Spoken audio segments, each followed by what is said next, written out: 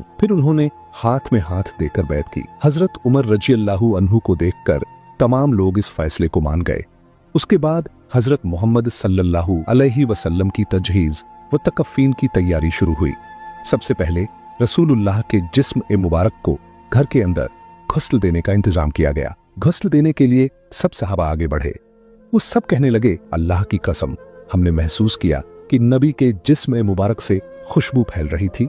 हम जन्नत की खुशबू महसूस कर रहे थे। सबकी आंखों के आंसू रुक नहीं रहे थे। उसी वक्त एक सहाबी बोले, हम भी रसूलुल्लाह के गुस्ल मुबारक में शरीक होना चाहते हैं। हजरत उसामा बिन जैद रजी अल्लाहु अन्हु गुस्ल के लिए पानी लाने लगे। उस वक्त वो कह रहे थे, ऐ अल्लाह के महबूब रसूल, मेरे माँ बाप आप पर कुर्बान हो।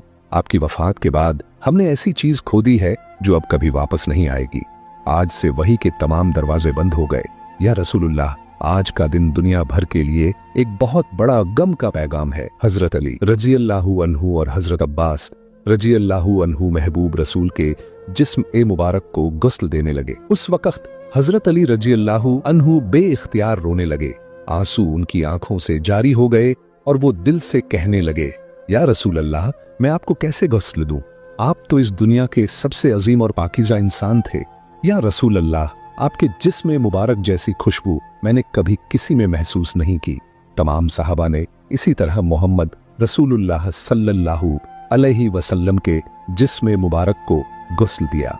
गुस्ल के बाद 3 सफेद कपड़ों में कफन का इंतजाम किया गया। लेकिन रसूलुल्लाह के जिस्म मुबारक को कहाँ दफन किया जाए, इसी पर सहाबा में इख्तिलाफ पैदा हो गया। किसी ने कहा उहुद के मैदान में दफन किया जाए, शुहदा के करीब। किसी ने कहा जन्नतुल बकी में दफन किया जाए। ऐसे ही राय मुख्तलिफ होने लगी।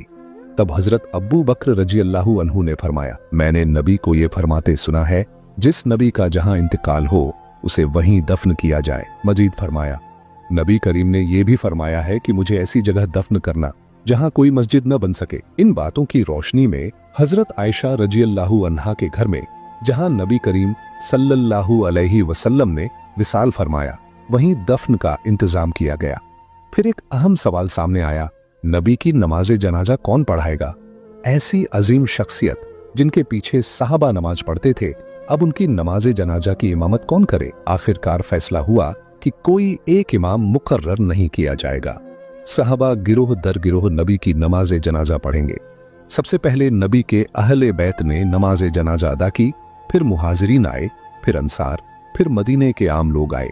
इसी तरह बारी बारी नमाज जनाजा मुकम्मल की गई। नमाज जनाजा मुकम्मल होने के 22 घंटे बाद सैयदुल मुरसलीन खातिमुन नबीयीन